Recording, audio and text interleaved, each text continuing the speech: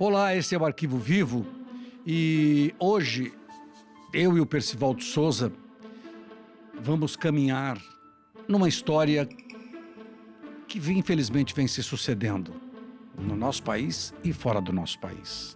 Hoje, Perci, a gente vai falar sobre o massacre de Realengo. Pois é, Lombardi, um massacre feito numa escola por um franco atirador, na escola na qual o atirador, armado com 2 revólveres, fez uma execução que teve muitas vítimas, 12 vítimas fatais e mais muitas crianças feridas. Então é a grande pergunta: por que isso? Qual a motivação disso? Qual a razão disso? Perguntas que foram respondidas, Lombardi. Nós estamos falando de 7 de abril de 2011. Nós estamos falando da Escola Municipal Tasso da Silveira, no bairro do Realengo, na zona oeste do Rio de Janeiro. Nós vamos falar de Wellington Menezes de Oliveira. Ele tinha 23 anos quando ele entrou às 8h30 da manhã nessa escola, dizendo que tinha um encontro com uma professora onde ele iria fazer uma palestra de português. Exatamente. Então ele subiu ao andar onde seria realizada essa palestra. Eu examinei esse caso muito, pensei muito nele, como esses casos de franco-atiradores. E a conclusão que eu cheguei depois de ver todos os detalhes é que o Wellington, o assassino, ele entrou nessa escola aí armado, carregando dentro de si um ódio profundo, muita raiva, muito ódio. Ele queria explodir esse ódio, queria fazer uma catarse, queria se livrar de tudo aquilo. E esse tudo aquilo comprovou-se era exatamente a motivação para os assassinatos coletivos. Como você disse, ele tinha 2 armas, um revólver de calibre 38 e um outro de 32. Entrou na sala de aula e nem começou a atirar. Ele matou 12 pessoas. 10 meninas e 2 meninos em idades entre 12 e 14 anos. Pois é, as meninas que foram em número superior, como você informou, elas foram alvejadas, todas elas, com tiros na cabeça. Os meninos, nos braços e nas pernas. Ele parece que tinha uma fixação com menina, né? As matou dessa maneira. E uma delas, entre outros, entre muitos ferimentos graves, o tiro logo de início se alojou na medula. Nossa menina ficou paraplégica, aos 14 anos de idade, Lombardi. E é uma situação que o Wellington ele já vinha dando mostras do seu desequilíbrio, né? Do seu comportamento, porque 2 dias antes ele deixou uma carta numa rede social dizendo: nossa luta é contra pessoas cruéis. E descreveu dizendo: o dia fatal. Ele tinha estudado na escola. E aí ele entrou naquela escola para se vingar do quê? Diz ele que ele era vítima do bullying, como a gente diria com mais incisivamente, mais para frente. Ele dizia que sofria muito isso, que era perseguido, constrangido, humilhado. Até narra um fato que no banheiro da escola ele foi pendurado de cabeça para baixo, no sanitário, e ele nessa posição apertaram a descarga. E até que algumas meninas teriam ajudado os meninos. Ele carregava isso aí. E nessa carta que ele deixou, como você contou, Lombardi, ele fazia várias afirmações e um pedido: ser enterrado ao lado da mãe. Como ele queria. Queria ser despido, lavado, envolto num lençol branco e somente depois de fazer tudo isso, ele fosse sepultado. Quer dizer, no fundo ele achava que a alma dele seria purificada dessa maneira, né?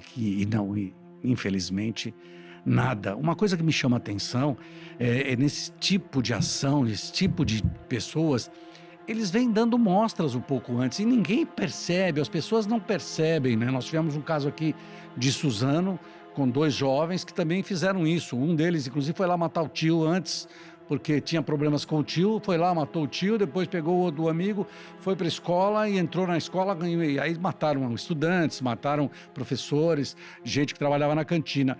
Mas o que me chama a atenção é isso, quer dizer, a pessoa vem dando mostras e ninguém consegue frear isso. É interessante a sua observação, Lombardi, porque esse ódio dominante, ele não acontece de repente. Ele vai se desenvolvendo aos poucos. No caso do Wellington, ele tem um efeito retroativo. Isso vem desde um passado, em relação à idade dele, até um pouco distante. Então vai se acumulando até o dia da explosão emocional, da explosão psicológica. O que ele fez? Dominado pelo ódio, ele invade a escola, odeia na escola todo mundo e quer matar o maior número de alunos que fosse possível. A intenção dele era essa. E conseguiu, lamentavelmente, Lombardi. Ele matou 12 pessoas. Então, você que está nos ouvindo, não é? Que muitas vezes você que é pai, você que é irmão, você que é mãe, tia, observa um pouquinho, né? Porque hoje nós vivemos num mundo virtual, né? Então, todo mundo entra, tá todo mundo ligado nas redes sociais.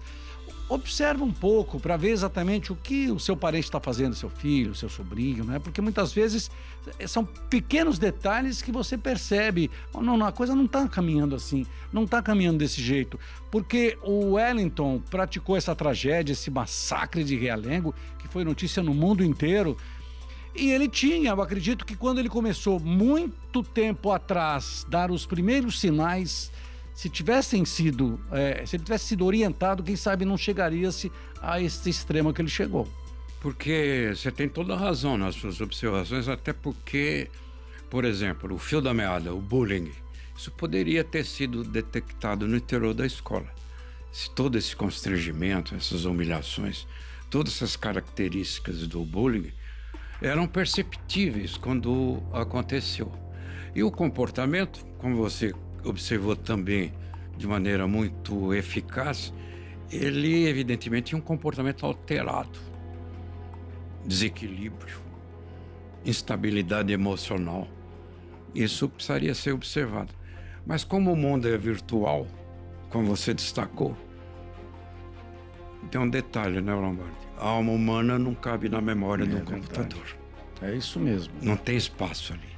É isso. Por isso que eu acho que quando a gente fala em bullying, né, uma brincadeira de mau gosto, eu acho que os professores que hoje enfrentam sérios problemas também, né, de educação dos seus alunos, eles deveriam todos os dias replicar exatamente isso, para que não brinque com o seu colega dessa maneira, não brinque com o seu colega dessa outra maneira, alertando, mas não é problema dos professores, é problema dos pais, né?